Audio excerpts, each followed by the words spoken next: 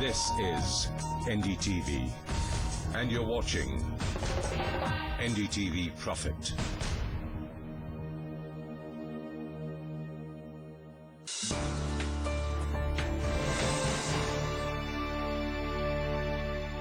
Today we're in conversation with one of India's most successful professionals, but a very understated man, Keki Mistry, Vice Chairman and CEO of HDFC, India's largest mortgage lender. Thank you so much for talking to us.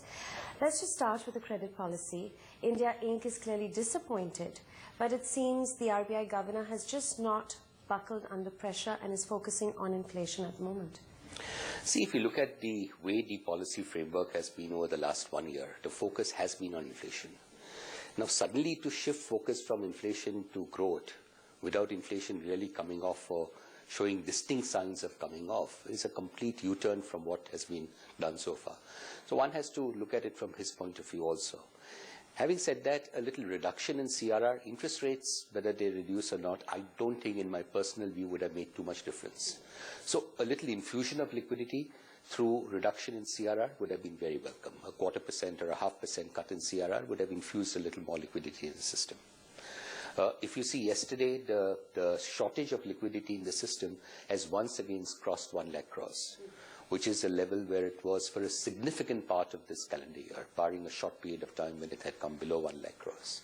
So liquidity is a bit of a concern, and because of that, we have this inverted yield curve, where it's cheaper to borrow long-term money and more expensive to borrow short-term money, which in the long term is never a good sign, particularly if it sustains for such a long period of time. Because what that means is that investments are not happening, fresh capacity is not getting created, which is so very essential in the long term if inflation is to be brought in the check. You know, the other issue I would say is what I've been saying a couple of times elsewhere also, is that one of the biggest concerns I would have personally, if you ask me, is the fact that the currency has depreciated so much. Interest rates are one side, but interest rates follow inflation. And to some extent, inflation is following the currency. You take the example of how things were in March and how things are now in June.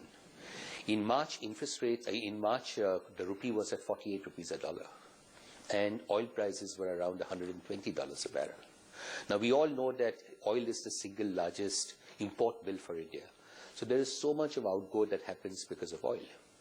So with oil at 120 and the rupee at 48, with oil depreciating from 120 to 96, 97 levels, which is where it is now, logically one would expect the rupee to appreciate. So rupee should have been lower than 48 at this point of time, not 56, which is where it is now. So I think that is a big concern. So we in India are not getting the benefit of falling commodity prices globally, and because of the weakness in the currency. So in rupee terms, oil prices have come down by 20% in dollar terms, but in rupee terms, the price is the same to us. And it doesn't seem like the rupee is moving upwards anytime soon. It doesn't seem to be at this point of time. But you know, a lot of these things are sentimental driven. You know? So you have one quick change, something changes, sentiments change, a few reforms happen, few policy changes happen, liquidity flows into the global markets, and all of a sudden everything changes. One can only hope. One can hope, but I mean, you have to look at it this way, that the fundamentals of India have not changed, really. The fact that we have a young population, the fact that 60% of the Indian population is below 30 years of age, and so long as we can create jobs for these people, that is very, very crucial.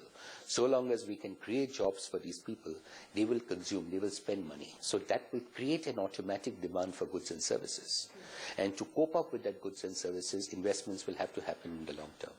Which is actually right now at quite a standstill, right? That is the governor also expressed that the investment slowdown is one of the major concerns at the moment. I absolutely agree with you. The investment slowdown is one of the major concerns. Investment slowdown is partly because of interest rates, but I think it's also to do with the fact that there is, you know, policies are slow to come by. You know, decisions are not being taken quickly enough on a variety of subjects. So that is what is impairing, or that is what is reducing the level of investment that is necessary in the system if we are to really, you know, create supply which would automatically curb or reduce inflation. So this investment slowdown that has it happened practically overnight?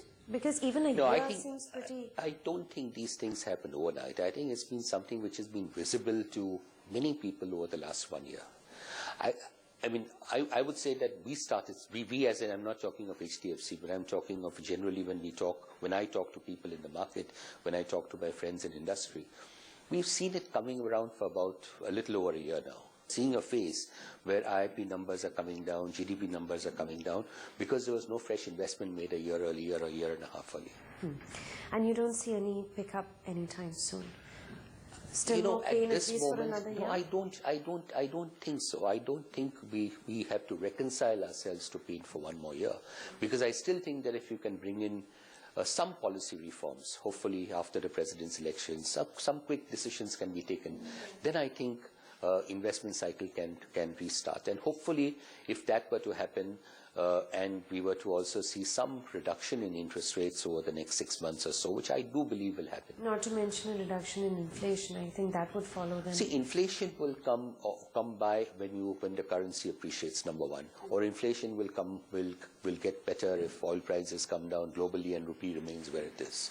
Inflation can also come down if we have good monsoons, food prices will come down.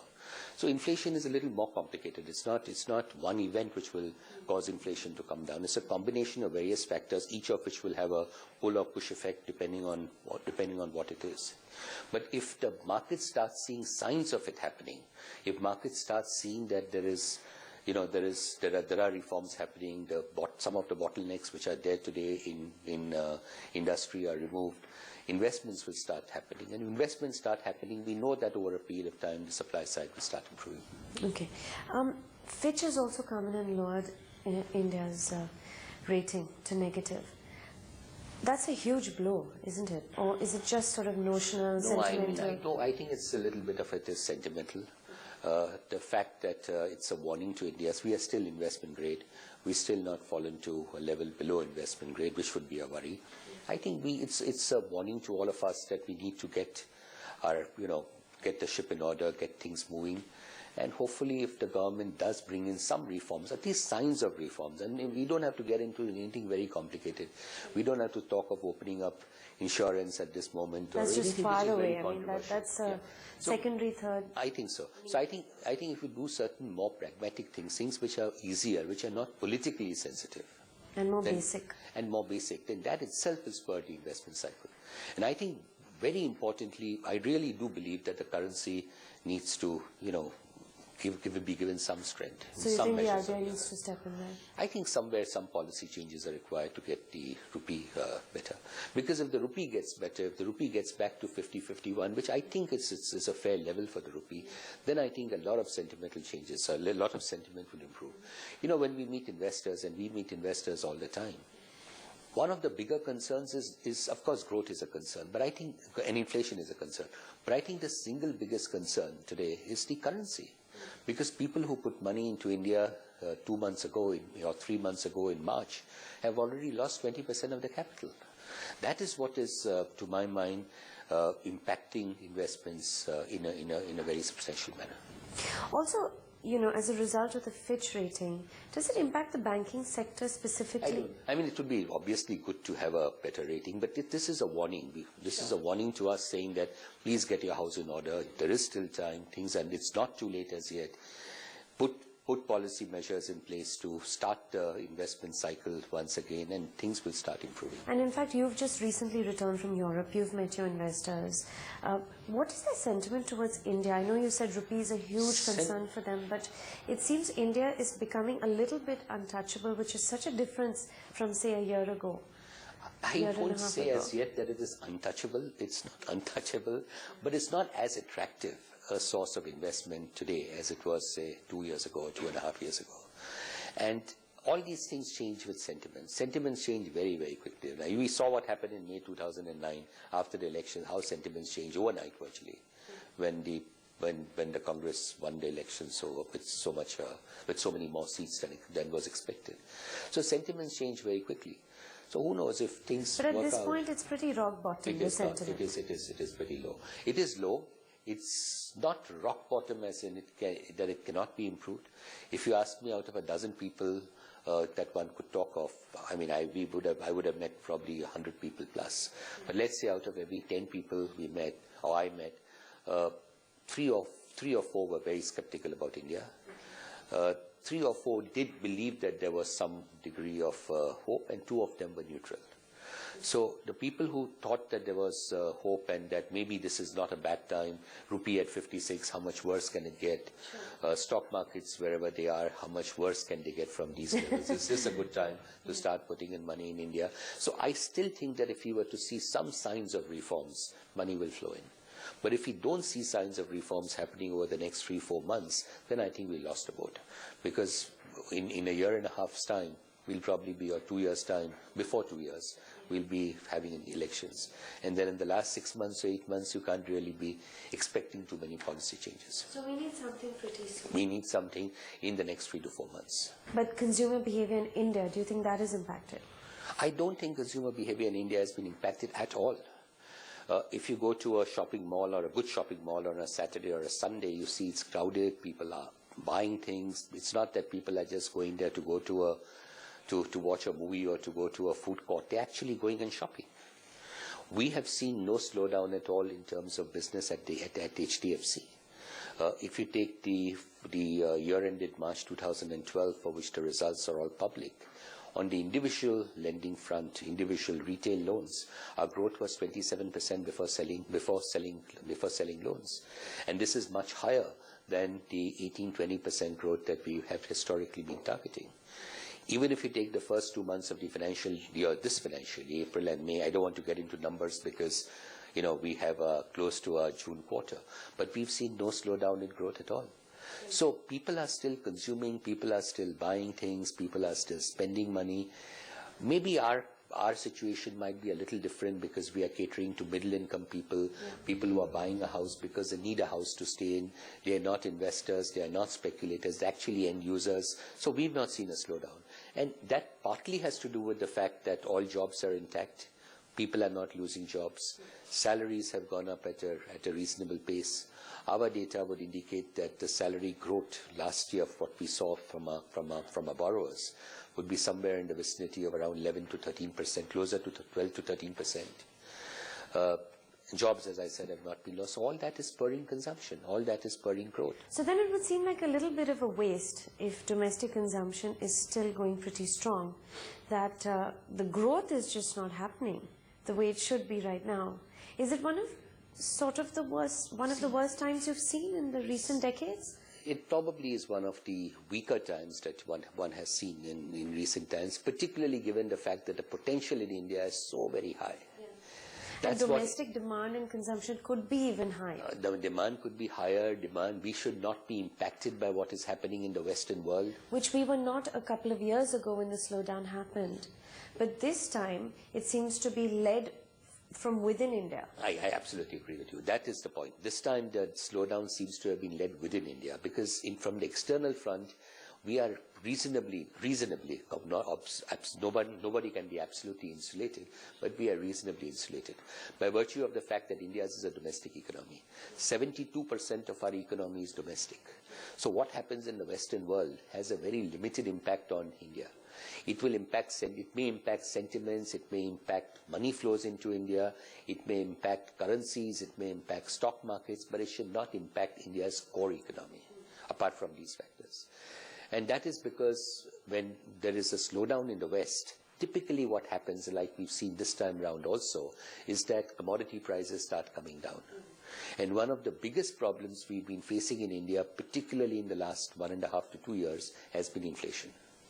So if commodity prices come down, we benefit from that by virtue of the fact that automatically inflationary pressures logically should start reducing if we have a stable currency. Sure. And that brings us back to the issue of the rupee depreciation, because of which we are not getting the benefit of the falling global prices. So there is that issue on currency. The other thing is, if you look at penetration levels in India, they're still extremely, extremely low. So the potential for growth in India, the domestic economy, I'm saying, is still very high. Sorry, one more thing. You know, if you look at the GDP numbers also and break it down into the 3 categories, it is the manufacturing sector which has slowed down significantly. Agriculture, you can't say, because agriculture goes up and down depending on, you know, so many factors which are really not in your control, monsoons and so many other things. But the services sector still has kept reasonable pace.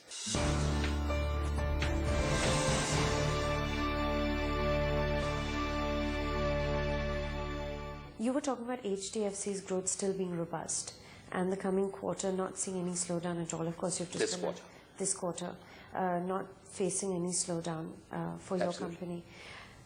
But real estate demand, while it's quite robust at the middle income housing level, other segments are suffering, right? Whether it's commercial real estate, retail real estate, luxury housing real estate. So the only thing that's really moving right now is middle income. That is what our business is. Our business really is around retail, middle income, retail, consumers. Average loan amount of last year for March was 19.5 lakh rupees. The luxury side, the very expensive apartments may have slowed down a little bit. That was never a big market for us. But that slowdown is more we have to attribute that to the fact that people who buy those kind of apartments are very high-end, consumers who would get impacted at a time like this. And secondly, very high interest rates. So very high interest rates impact the high end of the market, not so much the middle income market. So obviously you're in the right market and strategically so. But if you just talk about the real estate scenario in India today, office space is suffering a lot. Is that mainly because of the IT sector or is just overall? I think it's a lot of this is overall, because if you take you take forward what we discussed earlier, new capacity is not getting created. If new capacity is not getting created, then new requirement for new office space is also to that extent stunted. So what kind of glut are we seeing in commercial? And also there is a fact that there is a little bit of an oversupply in the market, which happened in 2007, 2008, slowly is getting absorbed. So the commercial real estate markets are not very strong, and we have seen prices sort of get stagnating and maybe even coming off a little bit. About 5-10%? Probably depends. I mean, India is a large country, so it's very difficult to generalize. There may be places where it may be going up a little bit, but generally I would say probably a little lower. Residential, however, that is not the case, and residential prices even today continue to go up, not to the extent that they used to, but they still went up. Our estimate last year is that residential prices went up by about 8 to 10% during the course of the year. And that's across the board? On average? On an average. There would be variations. There would be places where it was more. There would be places where it was less. But across the board, about 8 to 10%. And retail is dead? Retail real estate is dead? I guess retail is dead, but that's not really anything that we in any way get involved in. So sure. It's not. I don't think retail is dead, but there is so much of malls and so much of retail being created or which has got created. So there is an oversupply in the market. Okay. So and also in terms of the debts that have been built by developers, is this in any way resembling the scenario that happened a couple of years ago? I don't think so. I don't think so for two reasons. 2008, 2009, which is what you are referring to, was a time of extreme liquidity crisis. Extreme as in extreme. October 2008, liquidity in the system had completely dried up. And I remember there was a special committee set up by the government, which was given the mandate to figure out how to infuse liquidity in the system in a very short period of time, in a matter of days, 3, 4, 5, 6 days. So it was that critical. That was the first difference. The second difference was that 2007 was euphoric time, great times. I mean, everything was going great. It's probably the best year India had. And in 2007, all the developers started looking at building up a land bank. So many of them went on a land buying spree. So you bought a piece of land, you paid a little bit for it, bought a second piece of land, paid something for it, bought a third piece of land, paid something for it, and then a time came to pay the second installment on the first land you bought. And then the crisis hit and liquidity just completely dried up. That situation is not there now. So post 2008, 2009, I think many of the builders have sort of learned their lessons. No one has gone on a land buying spree in the last 2-3 years. To that extent, the debt in the system is lesser. Also, the land that was being bought in those days was not really funded by the formal system. So it was not banks or housing finance system or companies or NBFCs that were funding that land. It was really more private equity or local money lenders, or that was, and those interest rates were very high. That is not happening. The other thing is that time in 2008, 2009, developers were focusing only on the high-end market, because 2007, as I said, everything was euphoric and growing at a fabulous pace. So developers started focusing only on the high-end market because your profit margins there are much greater. Post 2008, 2009, after the crisis, for every big project that they do, every expensive project that they do, most developers also do a middle income project, which at times like this will continue to sell. So to my mind, the situation is not as bad now as it was in 2008, 2009. Okay. You've moving away from that, personally, you've been the CEO now of HDFC since effective Jan 2010. Of course, you've been part of the company for a very long time. Very, very long. 1981. And you've been responsible or spearheading a lot of the changes in diversified product offerings, not only under HDFC, but also the group at large, whether it's insurance, whether it's also formation of HDFC Bank. So you're an integral part of the company and of the group, and yet very understated. What is your personal vision for HDFC? My personal vision is that HDFC has to be looked at not as a mortgage company anymore. We have to be looked at as a financial conglomerate. So we own a bank, we own a life insurance company, we own a general insurance company, we own an asset management business. Bank, of course, it's not a subsidiary, it's only an equity investment of 23%. So we have to be looked at, and of course on the mortgage side, HDFC itself is always there. So we have to be looked at now as a financial conglomerate. Also, when we start producing our results, people have to start looking at our results going forward on a consolidated basis rather than on a standalone basis. And that will, I think, and over a period of the next 3, 4, 5 years, I would expect that whilst the mortgage business may grow at, we've always said 18 to 20%, we may see higher growth in some years, but let's say 18, 20%. The other businesses will grow at a faster pace because they come from a lower base.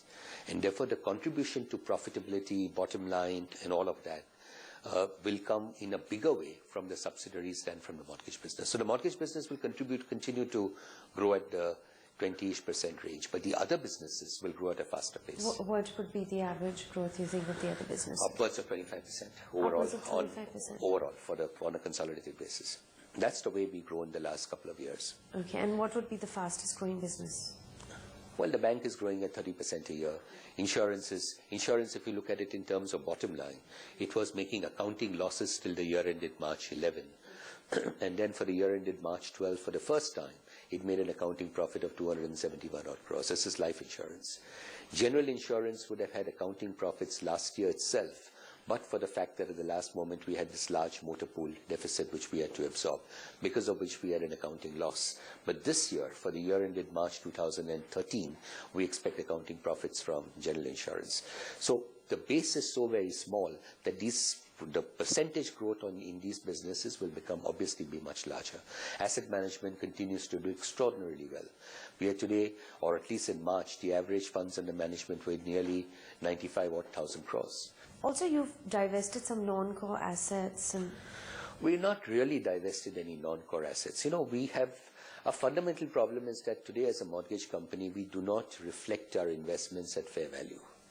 We reflect all our investments at original cost.